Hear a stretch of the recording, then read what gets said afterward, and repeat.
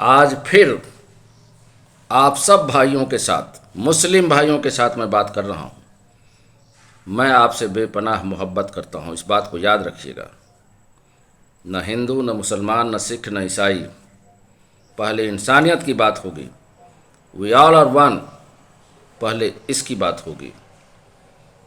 मैं आपसे एक सवाल पूछ रहा हूँ, और क्योंकि अब सवाल के माध्यम से ही सवालों के जवाब निकलेंगे।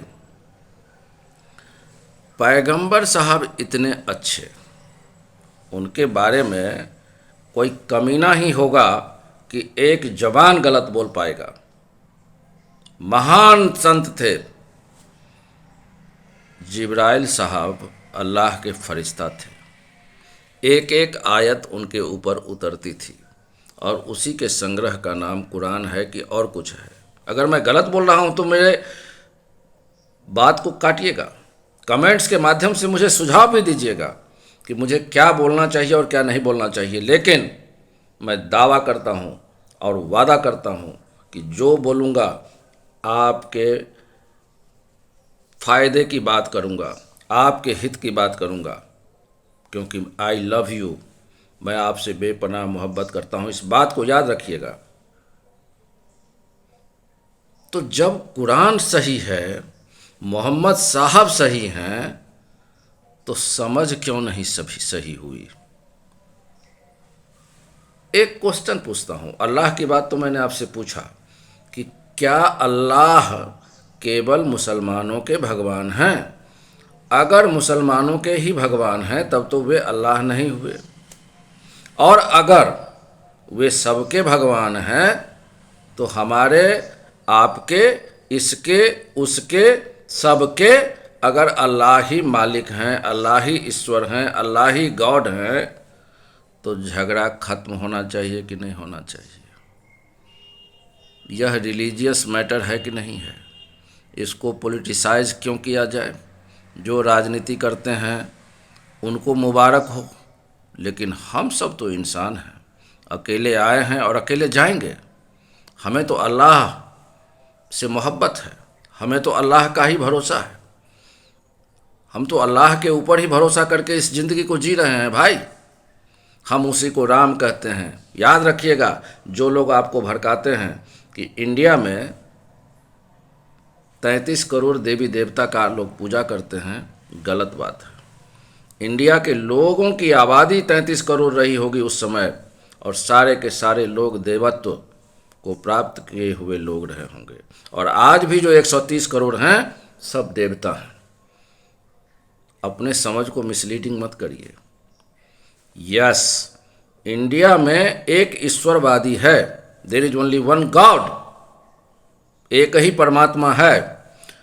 लेकिन because Indians are scientist culturally, religiously, और इसलिए उन्होंने ईश्वर के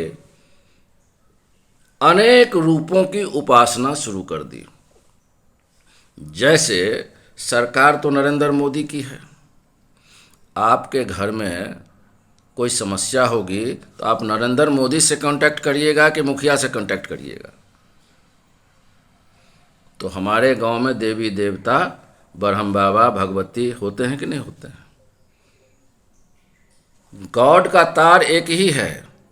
ये समझ की बात है कि अगर आप नरेंद्र मोदी से कांटेक्ट करना चाहेंगे तो it is left to impossible, लेकिन आप अगर मुखिया से संपर्क करना चाहेंगे तो it is very easy thing. And that's why स्थानीय स्वशासन की व्यवस्था की गई है, लोकल सेल्फ गवर्नमेंट।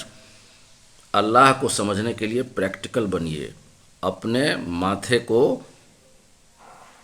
के ऊपर से ढक्कन को हटाइए, चिंतन करिएगा तो आपको सारी बात समझ में आ जाएगी। ब्लंट मत बनिए, अपने दिमाग को उपजाऊ बनाइए, कुछ बात निकले इससे। दाढ़ी कटा के और मूँछ, क्या बोलते हैं, दाढ़ी बढ़ा के और मूँछ कटा के जो मौलाना सबको देखते हैं पेट फुला के, जल्लाद दिखता है मुझको वो। सबकी ज़िंदगी उसने बर्बाद कर रखी है इन मौलाओं ने। आपकी ज़िंदगी इन्हीं मौलाओं ने बर्बाद कर रखी है। अपने स्वतंत्र चिंतन से सोचिएगा कि नरेंद्र मोदी से संपर्क करना एक उदाहरण दे रहा हूँ। He cannot be compared with Allah.